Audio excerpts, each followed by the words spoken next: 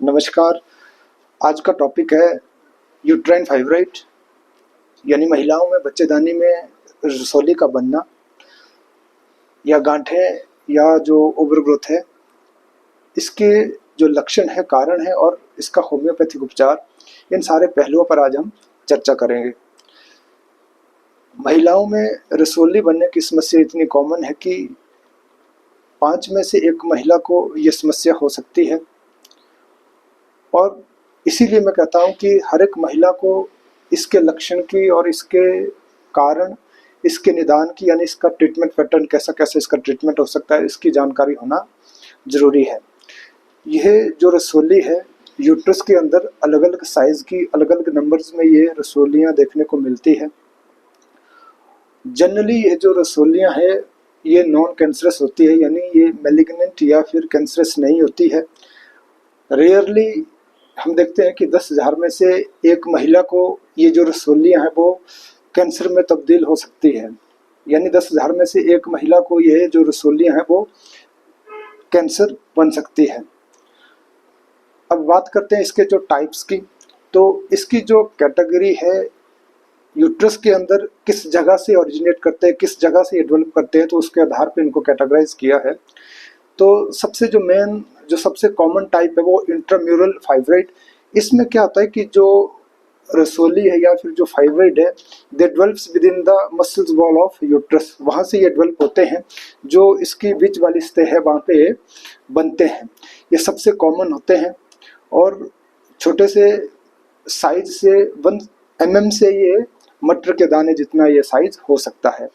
अब बात करते हैं जो दूसरा इसका कैटेगरी है, वो है सब सीरस। इसमें क्या होता है कि सब सीरस फाइब्रोइड में हमारा जो आउटर मस्कुलर वॉल है यूट्रस की, उस जगह से ये फाइब्रोइड बनते हैं, उस जगह से ओरिजिनेट करते हैं। और तीसरा है सब म्यूकोजल फाइब्रोइड। इनमें क्या होता है कि जो हमारी इनर लाइनिंग है यूट्रस की, उसके नीचे ये डेवलप करते हैं, उस जगह पे ये बनते हैं। और फोर्थ जो है, ये सबसे कम फाइब्रोइड होते हैं, इस तरह के देखने को सबसे कम मिलते हैं, ये है पिडंकुलेटेड। इसमें क्या होता है कि ये यूट्रस से जो लाइनिंग है वहाँ से एक पिडंकुलेशन और एक स्टॉक या स्टेम की भांति वहाँ से बाहर को ये उभरते हैं। तो ये है चौथा टाइप। अब बात करते हैं फाइब्रोइड के जो लक्षण है वो क्या क्या है। तो बहुत केसेस में ये फाइब्रोइड भी ये सिम्टोमेटिक रहते हैं, यानी आपको किसी तरह के सिम्टम देखने को नहीं मिल सकते हैं। सिम्टम ना होने का एक कारण यह भी है कि जो फाइब्रोइड अगर छोटे साइज़ का होगा, स्मॉल साइज़ का होगा, तो उसमें आपको सिम्टम देखने को नहीं मिलेंगे। अगर फाइब्रोइड में सिम्टम होंगे तो सबसे मेन सिम्टम है कि आपको जो मेंसेस है महिलाओं में, वो जो ब्लीडिंग है वो प्रोलॉन्ग्ड और प्रोट्रैक्टेड या प्रोफ्यूज ब्लीडिंग, एक तो जो ब्लीडिंग है वो बहुत ज़्यादा होगी, दूसरा काफ़ी लंबे समय तक, जनरली जो 5 से 7 दिन साइकिल ख़त्म हो जाता है, जो उनकी ब्लीडिंग है वो ख़त्म हो जाती है।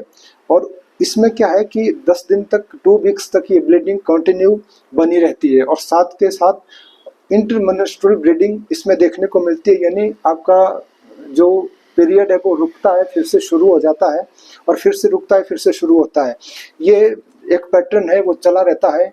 तो इसके साथ क्या है कि जो आपका जो पीरियड है वो पेनफुल हो सकते हैं, यानी डिस्मेनोरिया की प्रॉब्लम आपको हो सकती है। बीच बीच में आपको स्पॉटिंग, यानी आपका जो पीरियड है, जो ब्लीडिंग है वो रुकती है, फिर से वो स्पॉट्स के फॉर्म में या हल्का सा जो ब्लीडिंग आपको देखने को मिलती है। और मेंसेस में आपको डार्क क्लॉट्स देखने को मिल सकते हैं। और इसके साथ अगर लोअर एब्डोमेन में आपको दर्द रहता है, जो पेल्विक एरिया है, नेबल से नीचे, हमारे नाभि से नीचे वाला जो एब्डोमेन में, इस जगह पे आपको दर्द बना रहता है। दर्द आपका हल्के पेन से जो सीवियर पेन तक आपका ये दर्द हो सकता है। और इस जगह पे ये दर्द कई बार ये रेडिएट करता है इसके लेवल पे, बैक पे और हिप पे भी ये रेडिएट कर सकता है। इसके साथ साथ कई बार प्रेशर सिम्टम, अगर आपके जो फाइब्रोइड है या रसौली है साइज में बड़ी होती है तो एब्डोमेन पे प्रेशर क्रिएट करती है। जो प्रेशर सिम्टम है, आपको एब्डोमेन के अंदर फुलनेस और वहाँ पे आपको दबाव, एक गैस्ट्रिक जो सिम्टम है, आपके जो गैस के सिम्टम है, फ्लैचुलस के सिम्टम है, वो भी इसमें टेम्परेरीली एग्रावेट करते हैं। अगर साइज बड़ा होने के कारण यह प्रेशर हमारे जो ब्लैडर है उस पर अप्लाई करते हैं तो उस जगह पे भी फिर आपका जो बार बार यूरिन आने की दिक्कत या फिर जो आपका जो ब्लैडर है वो महिलाओं में पूरे तरीके से खाली नहीं हो पाता है, ये समस्या। साथ में अगर यही प्रेशर रेक्टम पे बना रहता है तो आपका जो इनइफेक्चुअल अर्ज रहती है स्टूल के लिए, कॉन्स्टिपेशन की आपको प्रॉब्लम हो सकती है या 2-3 बार आपको स्टूल के लिए जाना पड़ सकता है। और इसके साथ इंटर कोर्स के दौरान आपको दर्द रह सकता है। ये तमाम सिम्टम आपको फाइब्रॉइड के केस में देखने को मिलते हैं। अगर ये सारे सिम्टम आपको बहुत ज़्यादा इंटेंस या फिर प्रोटेक्टिव फॉर्म में देखने को मिलते हैं, थोड़े से सीवियर होते हैं, तो उस स्थिति में यानी अगर आपको ब्लीडिंग बहुत ज़्यादा है, दर्द आपका कांस्टेंट लगातार बना रहता है, प्रोफ्यूज ब्लीडिंग है, तो उस स्थिति में आप डॉक्टर को ज़रूर दिखाएं ताकि समय रहते फिर इसका अगर साइज बड़ा है तो आप इसका उपचार कर सकते हैं। अब बात करते हैं इसके जो कारण है, तो मैं आपको बता दूं इसका जो एग्जैक्ट रीज़न होने का वो स्टिल अननोन है। फिर भी जो पॉसिबल रीज़न है उनमें से सबसे मेन जो कारण है फाइब्रॉइड होने का वो ये है कि जो हार्मोन्स के अंदर इम्बैलेंस हो जाना, हार्मोन्स में अस्तूलन हो जाना, तो उसके कारण ये फाइब्रॉइड बन सकते हैं। इसमें भी देखा गया है कि जो एस्ट्रोजन हार्मोन अगर ज़्यादा होता है तो उसके कारण फाइब्रॉइड बन सकते हैं। सेकंड, अगर जो नॉर्मल फीमेल के अंदर जो यूट्रस में जो जीन पैटर्न है उसमें बदलाव आने के कारण भी ये फाइब्रॉइड बन सकते हैं। इसके साथ जो फाइब्रॉइड बनने के जो रिस्क फैक्टर्स हैं तो उनमें से सबसे ज़्यादा देखा गया है कि जो आपका लाइफस्टाइल है, अगर आप महिलाएं हैं और स्मोकिंग ज़्यादा करते हैं या फिर अल्कोहल का कंजप्शन करते हैं तो उस स्थिति में आपका ये फाइब्रॉइड बनने के चांसेस ज़्यादा होते हैं। डाइट आपका अगर रफ डाइट है, रेड मीट आप ज़्यादा यूज़ कर रहे हैं तो उससे भी, अगर आपकी डाइट हेल्दी नहीं है, ग्रीन लीफी वेजिटेबल अगर आपकी डाइट में कम है, फ्रूट्स कम है, वेजिटेबल्स कम है, तो उस स्थिति में भी आपको फाइब्रॉइड बनने की संभावना ज़्यादा होती है। इसके साथ जो मेन कारण देखा गया है कि अगर आपके परिवार में आपकी मदर को आपकी नानी या दादी, आपकी जो बुआ मासी वगैरह है, अगर उनको भी फाइब्रॉइड की शिकायत रही है पास्ट में तो इन फ्यूचर आप भी ससेप्टिबल रहते हैं। और इसके साथ जिनकी अर्ली मिनार्की यानी जो फर्स्ट ऑनसेट ऑफ मेंस्ट्रुएशन है, जो पहला पीरियड है, अगर लड़की को वो 10 साल पे या 10 साल से पहले शुरू हो चुका होता है तो उनमें भी ये फाइब्रॉइड बनने की संभावना ज़्यादा होती है। या जितनी लेट आपकी जो मेनोपॉज है यानी आपका जो मेंसेस बंद होने का जो टाइम है वो 50 साल या 50 साल के बाद, 55 साल के बाद, अगर जितना ये लेट होता है तो तब भी आप फाइब्रॉइड बनने के लिए ज़्यादा ससेप्टिबल रहते हैं। तो अब बात करते हैं कि जो इसका एज है, तो रिप्रोडक्टिव एज जो है इसमें फाइब्रॉइड बनते हैं। अगर आपका जो जब तक आपको मेंसेस नहीं आते तो उससे पहले की जो एज है तब तक आप फाइब्रॉइड के लिए सेफ है, और मेंसेस बंद होने के बाद भी फाइब्रॉइड के लिए आप बिल्कुल सेफ है। क्योंकि जब आपका जो मेनोपॉज में आप एंटर कर चुके होते तो ऐसी स्थिति में जो हार्मोन्स का लेवल डिक्लाइन होने के कारण, लेवल गिरने के कारण, जो एस्ट्रोजन लेवल कम होने के कारण आपके जो फाइब्रॉइड है या फिर रसोली है वो श्रिंक करती है और अपने आप खत्म होने लगती है। तो ये जो एज है, मोस्ट कॉमन जो एज है 30 से 40 साल के बीच की जो महिलाएं हैं उनमें ये फाइब्रॉइड बनने के चांसेस सबसे ज़्यादा रहते हैं। और इसके साथ जिनके कोई बच्चा ना हो वो ससेप्टिबल रहती है। तो ये तमाम इसके जो रीज़न रहते हैं। सबसे मेन बात यह है कि जिनमें विटामिन डी की कमी होती है उनमें भी फाइब्रॉइड यानी रसोली, बच्चेदानी में गांठें या ओवरग्रोथ या फिर जो ओवरी के अंदर सिस्ट का बनना, विटामिन डी की कमी के कारण ये एक इसका मेन रिस्क हो सकता है।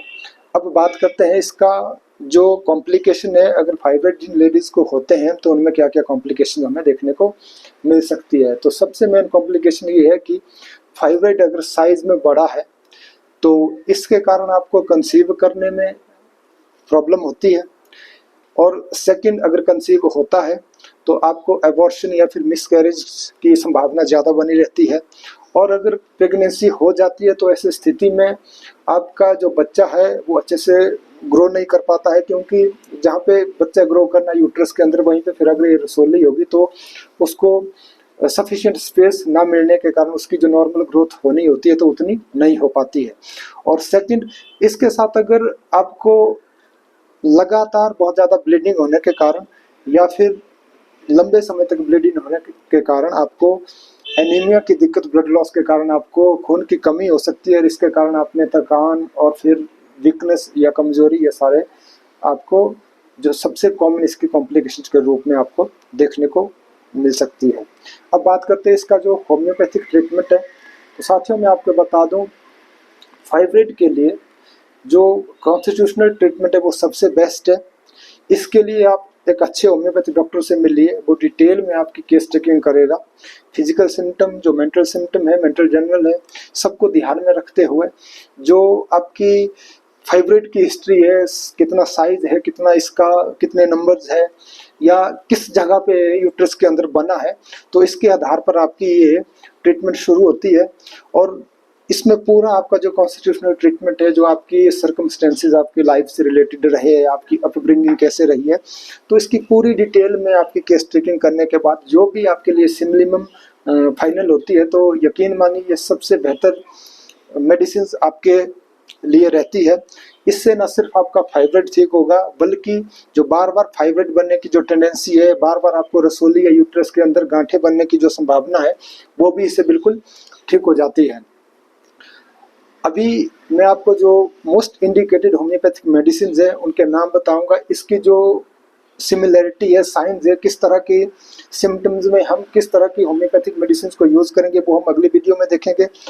अभी मैं आपको जो मोस्ट इंडिकेटेड होम्योपैथिक मेडिसिन है फाइब्रॉइड के केस में, तो उनको सबसे पहले काली आयोड आप यूज कर सकते हैं, कैलकेरिया कार्ब को, सीपिया मोस्ट इंडिकेटेड मेडिसिन रहती है, यूस्टिलेगियो है, कैलकेरिया फ्लोर है, फ्रेक्सिनस अमेरिकना है, ट्रिलियम पेंडुलम है, अमोनियम नेट्रोरेटम, लिलियम टिग्राइनम और थैलेस्पिवर्सा पास्टोरिस। ये कुछ बहुत इंपॉर्टेंट होम्योपैथिक मेडिसिन है वो जो कॉमनली होम्योपैथी के अंदर फाइब्रॉइड के केस में हम यूज कर रहे हैं। इनकी जो इंडिकेशन है वो हम अगली वीडियो में डिस्कस करेंगे।